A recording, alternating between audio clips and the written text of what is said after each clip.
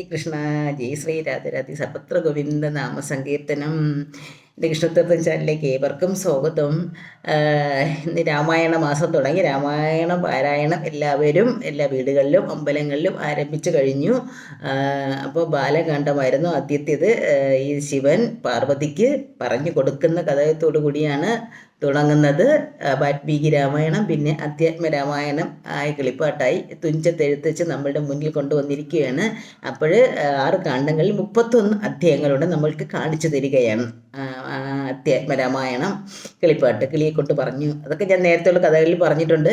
ഇന്നിപ്പോൾ നമ്മൾക്ക് 2ാമത്തെ അധ്യായത്തിൻ്റെ കഥ ഒന്ന് പറയാം. കാരണം 2ാമത്തെ അധ്യായത്തിൽ വസിഷ്ഠ കുലഗുരുവായ വസിഷ്ഠ മഹർഷിയുടെ ഉപദേശത്താൽ ശൃംഖല വരുത്തി പുത്രകാമോഷ്ടി നടത്തുക 2ാമത്തെ അധ്യായത്തിൽ. അങ്ങനെ ദശരഥന് 4 പുത്രന്മാർ ജനിക്കുകയും ചെയ്യുന്നുണ്ട്. ശ്രീരാമചന്ദ്രനും ലക്ഷ്മണനും ഭരതനും ശത്രുഘ്നനും ഒക്കെ 4 പുത്രന്മാരുണ്ടായി. രാജ്യ അവകാശ പാരമ്പര്യം നിലനിർത്താൻ വേണ്ടി അവർ ജനിക്കുകയും ചെയ്യുന്നുണ്ട്.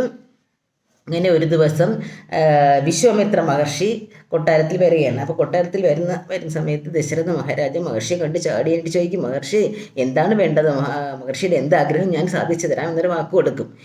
അപ്പോൾ ഇത് മനസ്സിലാക്കി വിശ്വാമിത്രൻ പറയും, എൻ്റെ യാഗശാലിയെ ശല്യപ്പെടുത്തുന്ന രാക്ഷസന്മാരിൽ നിന്ന് രക്ഷിക്കാൻ വേണ്ടി രാജാവിൻ്റെ പുത്രന്മാരായ രാമനെയും ലക്ഷ്മണനെയും എന്നോടൊപ്പം വിടണമെന്ന് പറയും. കാരണം ദശരഥൻ വാക്ക് കൊടുത്തു പോയല്ലോ, അപ്പോൾ ആ വാക്കിൽ നിന്ന് വാക്ക് മാറ്റാൻ പറ്റുകയില്ല. അങ്ങനെ ആവട്ടെ എന്ന് പറയും. അങ്ങനെ വിഷമത്തോടു കൂടി രാമനെയും ലക്ഷ്മണനെയും വിശ്വാമിത്രൻ്റെ കൂടെ വിടുകയാണ്. ഇവരൊക്കെ അസ്ത്രവിദ്യയിലൊക്കെ പഠിച്ചു കഴിഞ്ഞു. പഠിച്ച് പിന്നെ വിശ്വാമിത്രൻ്റെ കുടുംബം വിശ്വാമിത്രൻ വീണ്ടും അത് പഠിപ്പിച്ചു കൊടുക്കുമല്ലോ. അങ്ങനെ വിശ്വാമിത്രൻ്റെ ആശ്രമത്തിൽ പോവുകയാണ്. ഈ വനത്തിലൂടെ യാത്ര ചെയ്ത് പോവുകയാണ്. പോകുന്ന സമയത്ത് താടക എന്ന രാക്ഷസിയെ കാണുകയും, കഥ ചുരുക്കിയാണ് പറയുന്നത്, താടക എന്ന രാക്ഷസിയെ കാണുകയും രാക്ഷസിയെ ശ്രീരാമചന്ദ്രൻ വധിക്കുകയും ചെയ്യുന്നുണ്ട്. അസ്ത്രങ്ങളേറ്റ് താടക മരണപ്പെടുകയും താടകയ്ക്ക് മോക്ഷം കിട്ടുകയും പിന്നെ അത് വൈകുണ്ഠത്തോട്ട് പോവുകയും ചെയ്യുന്നുണ്ട്. അതിനുശേഷം ഈ ആശ്രമത്തിൽ കഴിയുന്ന സമയത്ത് വിശ്വാമിത്രൻ അഹല്യയുടെ കഥ പറഞ്ഞു കൊടുക്കുകയാണ്. അഹല്യയുടെ ഇങ്ങനെ, അതായത് ബ്രഹ്മാവിൻ്റെ പുത്രി അഹല്യ ഒരു സുന്ദരിയായിരുന്നു.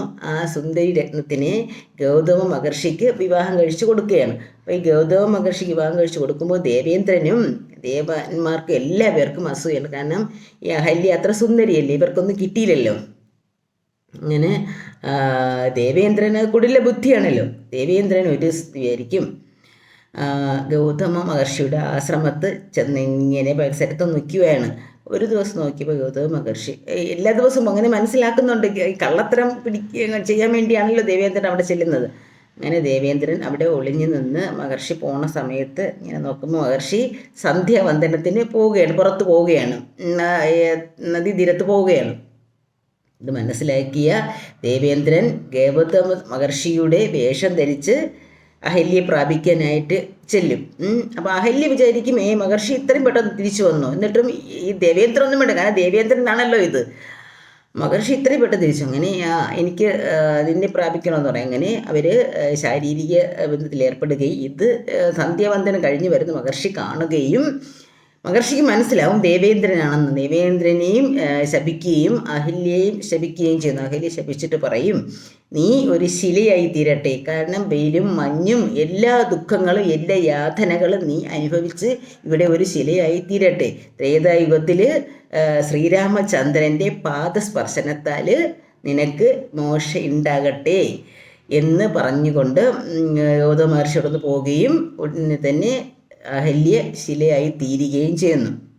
അങ്ങനെ ഈ കഥ പറഞ്ഞു കൊടുക്കുകയാണ് വിശ്വാമിത്ര മഹർഷി ശ്രീരാമന്. അപ്പോൾ എന്തായാലും അങ്ങനെ അതിനുശേഷം ആ ശില കാണിച്ചു കൊടുക്കുകയും ശ്രീരാമചന്ദ്രൻ തൻ്റെ പാദസ്പർശനത്താൽ അഹല്യയ്ക്ക് മോക്ഷം കൊടുക്കുകയും ചെയ്യുന്നുണ്ട്. അഹല്യയ്ക്ക് മോക്ഷം കൊടുത്ത് അഹല്യ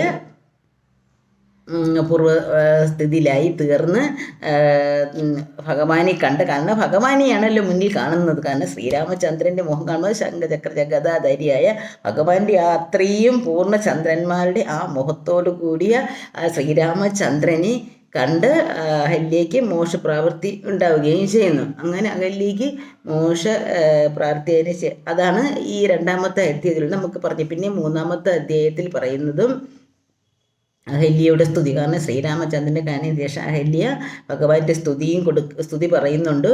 അതിനുശേഷം പിന്നെ മിഥിലാപുരിയിലേക്ക് പോയി അവിടെ കൊണ്ടുവന്ന് അവിടുത്തെ ജനക മഹാരാജാവിൻ്റെ മകൾ അയോനിജയെ കാണുകയും കാണുക. അങ്ങനെ ദശരഥൻ്റെയും കൗസല്യയുടെയും പുത്രന് ആ ഒരു സ്ഥിതി അതൊക്കെ മൂന്നാമത്തെ അധ്യായത്തിലാണ് വരുന്നത്.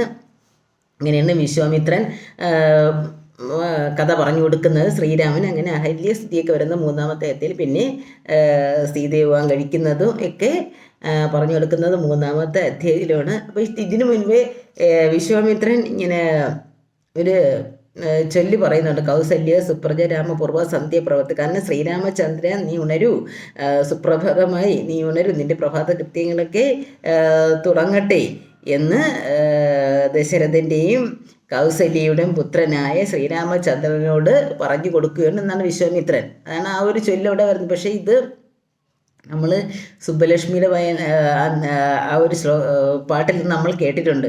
കാരണം വെങ്കടേശ്വരനെ ഉണർത്താനായിട്ട്, വെങ്കടേശ്വരനാര് മഹാവിഷ്ണുവിൻ്റെ അവതാരമാണല്ലോ ശ്രീരാമചന്ദ്രൻ ത്രേതായുഗത്തിൽ. അപ്പോൾ ഇതെല്ലാം ഒരാൾ തന്നെയാണല്ലോ. ഹരേ കൃഷ്ണ.